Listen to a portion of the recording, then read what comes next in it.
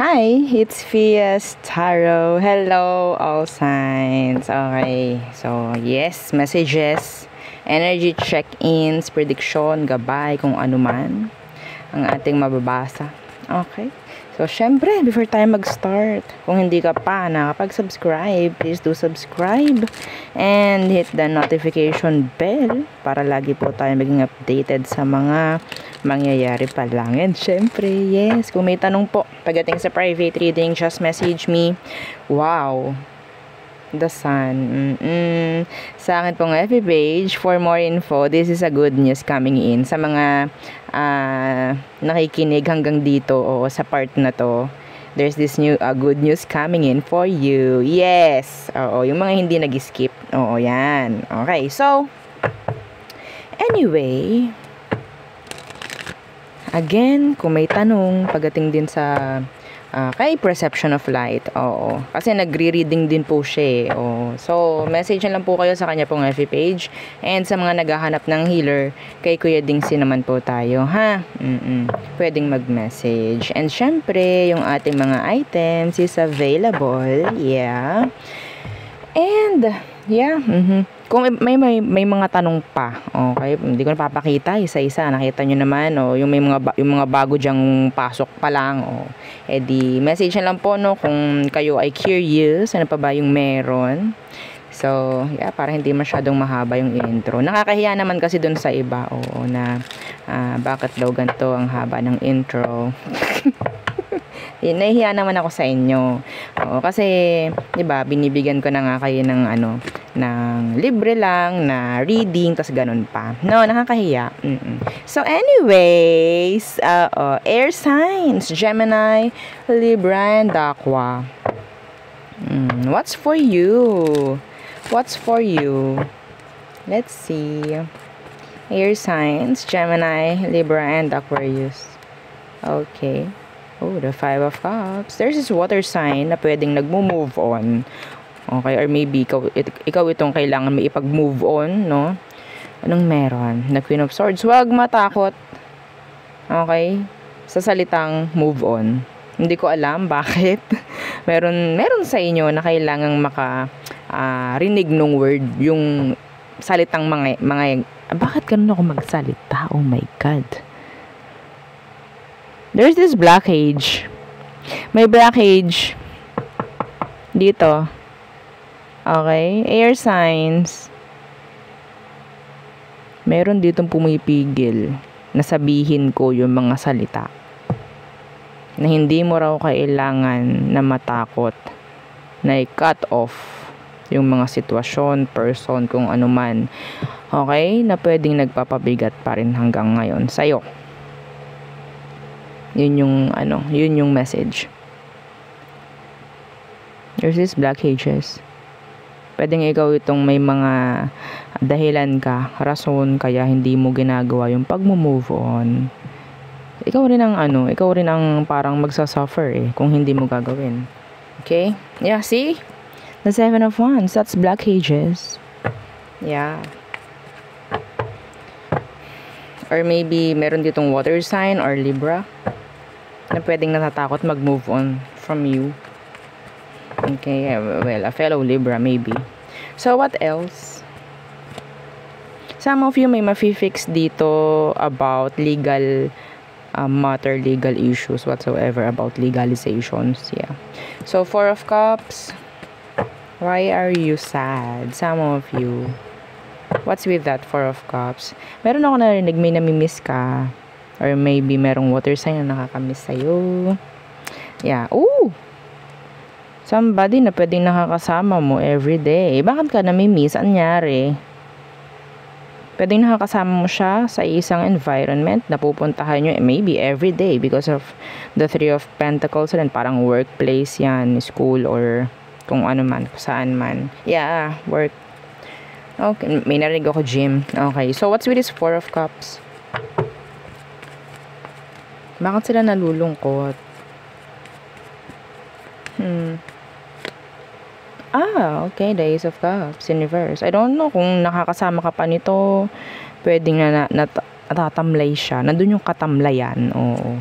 Yeah, the Five of Pentacles. Pwedeng kayo ay may distansya sa ngayon, pwedeng hindi siya nakakapunta, kaya or maybe hindi ka nakikita ng taong to ngayon.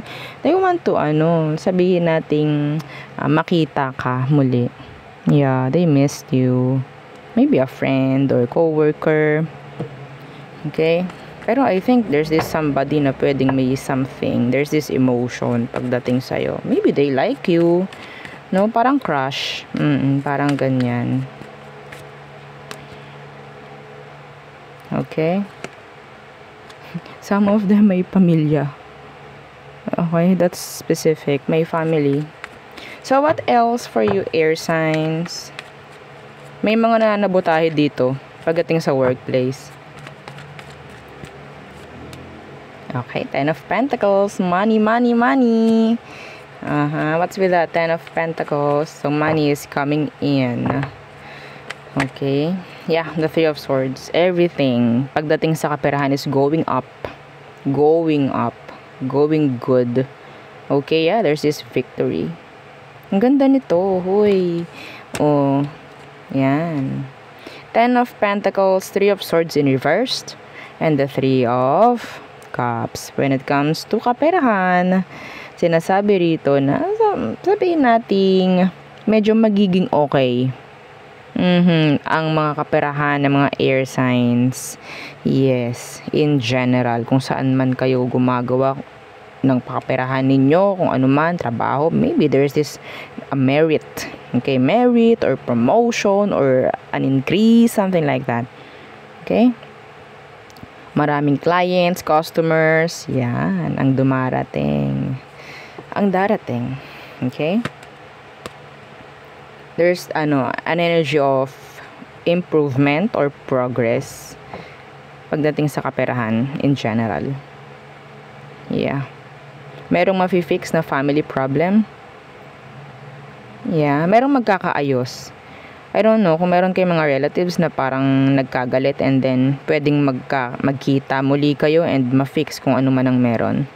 That's specific. Okay? Meron ako nakakuha ditong occasion na pwedeng doon magkikita and doon kayo parang okay, sige, we're good na. Parang ganun. Specific po yun, hindi para sa lahat. Okay? So there, yeah. Kita ko siya. Oo. He's sad or maybe she's sad. So next, fire signs, Aries, Leo, Sagittarius. Anong meron for you? Let's see. Okay. Fire signs. Again, don't forget to like, share, and subscribe. Thank you. Fire signs. Okay. Strength in reverse. How's your health? Some of you, meron bang may mga sakit dito? Nakakaramdam sa physical. Okay. Drained.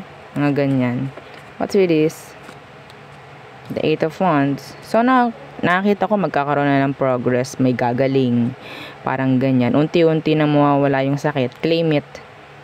Good energy po yun, ha? Claim it. Yung may mga nararamdaman na hindi maganda sa katawan, may nakikita akong paggaling. Okay, maganda yung energy, so kunin nyo po. Okay? Okay. Some of you, yung mga hindi physically, sabihin nating active.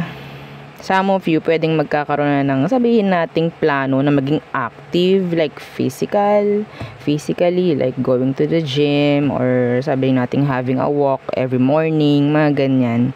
Okay? So, sabihin natin rin na in general, meron kayong gagawing improvement or progress din, no, pagdating sa health. Okay? So, 8 of Cups. Meron ako dito nakikita i-unblock. Pwedeng ikaw, Leo, meron kang i-unblock. Specific po yun, ha? Okay? So, in general, meron ditong i-unblock. Pwedeng ikaw ang i-unblock or ikaw ang mag-unblock. What's with this 8 of Cups? 10 of Swords in reverse. Moving on. Walking away sa mga, sabihin nating, situations that's giving you difficulties. Okay? So, this is an energy of healing. Yeah, letting go, cutting off cycles. Mga ganyan. The moon, even though it's so sad. Oo, sa umpisa. Okay. Ano tong 10 of Swords inversed? Yeah, because it's a waste of time, a waste of energy kung ikaw itong parang pag-i-stayan mo yung mga ganitong sitwasyon. It's not giving, diba? Sabi nga, oo. So what else? Meron ditong parang pasuko na, palayo na. Should I stay or should I go?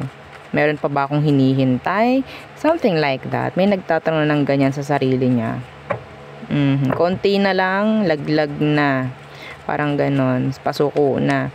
So what else for you fire signs? The 7 of Swords in reverse. Somebody will say or maybe will tell you their secrets. Yeah, somebody will. And meron din ditong magbababa ng kanilang guard for you. 7 of Swords in reverse. Yeah, the 2 of Swords. Some of you, this is like a literal na sikreto na pwedeng ibubunyag or pwedeng mabubunyag or pwedeng sasabihin sa'yo. Pero you have to keep it pa rin as a secret. Hindi mo kailangang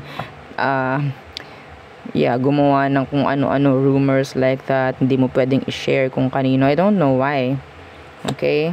Yeah, the King of Pentacles. Maybe this person, kung sino man yung mag-share sa'yo is, they trust you a lot. So, wag mong sisirain yun. Mahirap kasi ibalik yung tiwala. Di po ba, no? Oo. Comment down below. Kung oo ka dun. So, napakahirap alisin, napakahirap sirain ang tiwala ng isang tao. Kasi ang hirap niyan diba, i-gain. Ang hirap ulit niyan makuha. Di po ba? So, hanggat maaari. Hanggat maaari. Some of you, hindi mo raw kailangan maging open sa isang air sign or maybe there's this air sign na hindi totally kayang maging open sa'yo. Anong meron? The Page of Swords in reverse. You have a stalker. I think this is a stalker. Somebody na pwedeng tinitingnan kung anong meron sa'yo. They're like searching, looking for, sabihin nating, mga kailangan nila na idea, kung ano man ang meron sa'yo. May mga stalker ka. Yes. Okay. An air sign. Could be an air sign. Gemini, Libra, Aqua. Pero ang nakikita ko dito, tinatry kang i-ignore nito, maybe. Sa personal, no? Sa personal, tinatry ka niyang i-ignore or parang wala siyang pakialam pero nagtatapon siya ng curiosity sa'yo eh. Yeah, nagtatapon ng curiosity sa ito. 3 of Cups in reverse, may chance na nasa small circle lang kayo nitong taong to, pwedeng kakilala mo. Okay? So, yeah, there's this someone na pwedeng curious. Oo. Pagdating sa iyo. I don't know why. Next! Water signs, Cancer, Scorpio, and Pisces. That's for you. Let's see. Water signs. Again, don't forget to like, share, and subscribe.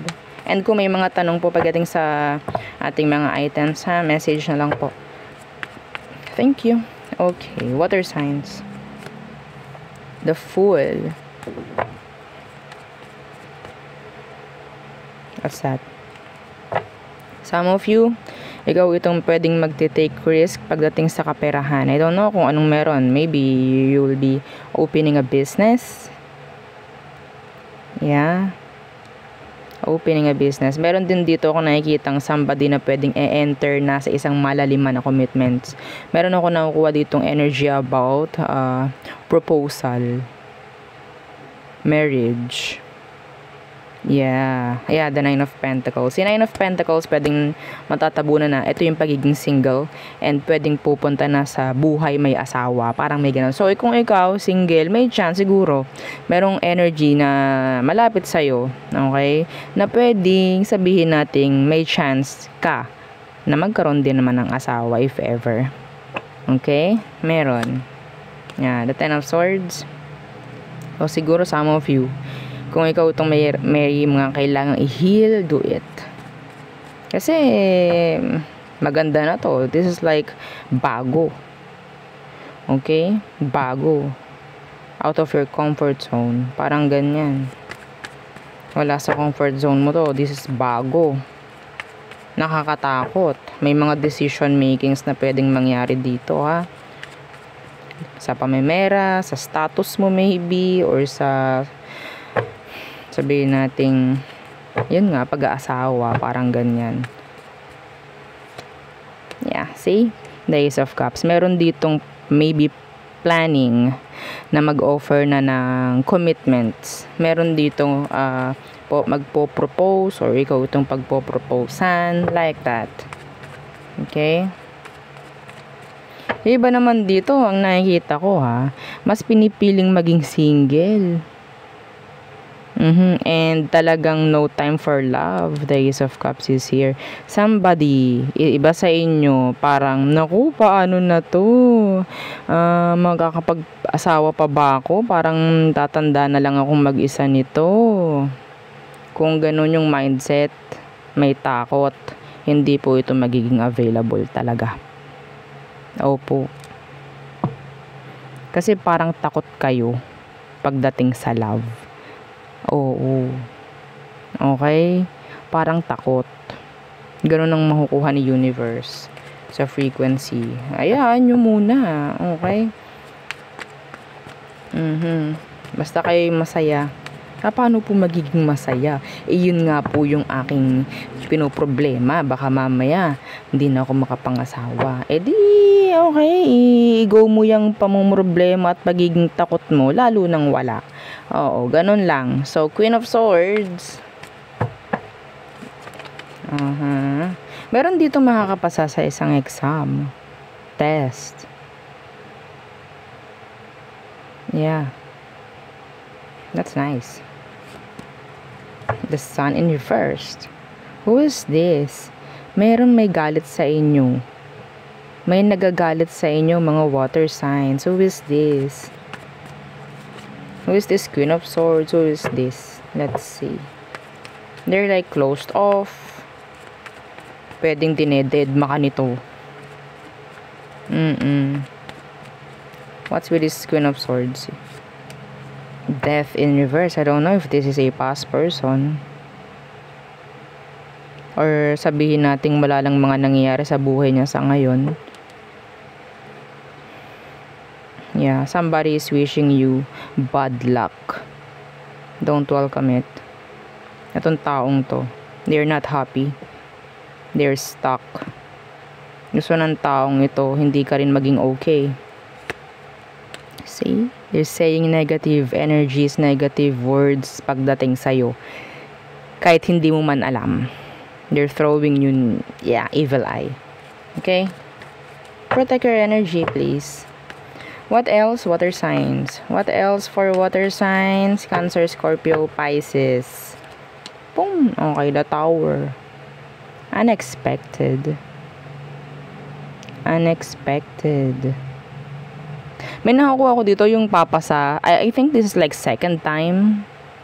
Second time. This is not the first time. Pwedeng ang tawag dyan, kukuha ka muli or maybe kumuha ka muli, and this time pwedeng makapasa ka na. Okay, that's specific.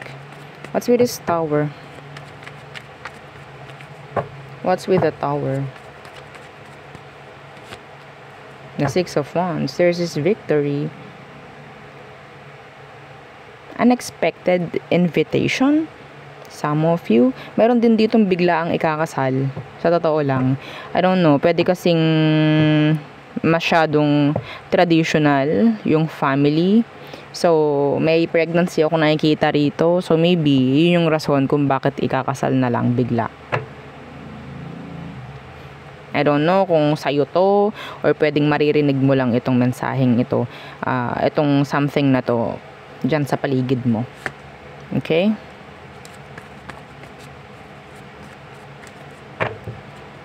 Somebody is waiting for your downfall. Yeah. Hindi nila gusto na nakikita kang nagsasuccess or may victory. Yeah, the Six of Swords in reverse. Ayaw, see the Emperor in reverse. Ayaw kasi nila na magiging successful ka. They're waiting for your downfall. They're waiting for your tower moment. Opo. Huwag niyong hakayaang mangyari yun. Lalo na yung nanggigil sa inyo. Opo. No? Oo. Lalo na yung nanggigil pag nakikitaan ka ng sobrang dami ng magagandang nangyayari sa'yo. Yan mo. Wala naman tayong ginagawang masama. Di po ba? No? So, problema na nila yun kung sila hindi nasisiyahan sa mga nangyayari sa ating improvement or progress or whatsoever na maganda.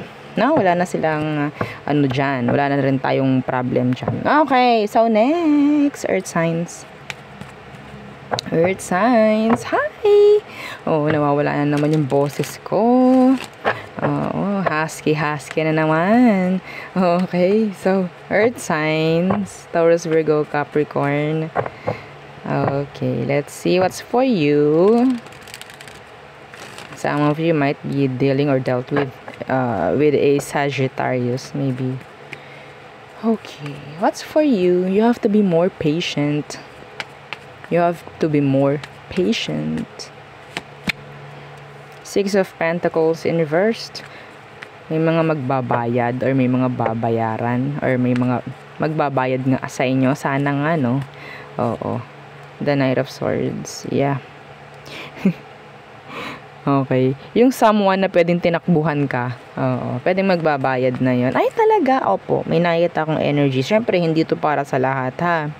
Pero this is specific. Itong somebody na ito na talagang tinakbuhan na yung utang sa'yo, magbabayad na yan. Okay? So, ano itong Six of Pentacles in the reversed? Yeah, the Knight of Wands. So, there's this plan. Some of you, I'm getting this energy about somebody who's dealing with two people. Kaya hindi siya nagiging 100% sa'yo. The Tower is here. The Ten of Pentacles in reverse. That's a non-committal energy. They're dealing with two people. Or maybe are you dealing with two people? Oo. Sabi nung iba, ano ba yan? Yung iba, ilan-ilan, nakakonect, kaya kami nauubusan. Oo, diba? Ayun ang sinasabi nung iba. Ano ba yan? Kami mga single tuloy, walang mahanap. Kasi yung iba, ilan-ilan yung kakonect. Totoo ba yun? Anong opinion nyo about that? Comment down below. O, diba? Oh, may nabasa lang akong gano'n, no? Seven of Swords in reverse. Some of you, pwedeng makikita mo, malalaman mo yung totoong dahilan kung bakit, itong taong ito is hindi committed or hindi siya faithful or loyal. Okay, so what else for your signs?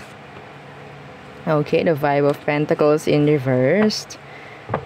When it comes to kaperahan, okay naman. So, Six of Pentacles in reverse to Five of Pentacles in reversed. Yeah. The Eight of Cups. This is like going to fruition. Parang ganyan. May pag-unlad, may paglago.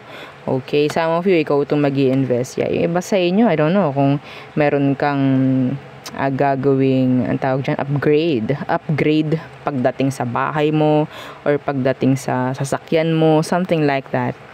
Okay? I'm hearing PMS. Opo. Okay. Let's see. Anong meron? Temperance in reverse. Balansehin. Okay. So, I think this is like a gabay. No? Sinasabing, kung kaya mo naman, okay, go. Pero kung hindi, okay, sandali lamang. O, diba? Yeah. The world is here. Some of you, this is talking about travel. Yeah. Yung iba nag-iipon dito para makapag-travel. So, Temperance in reverse. Nakakuha ko ng excited. May excited. Okay? Sabi nung iba.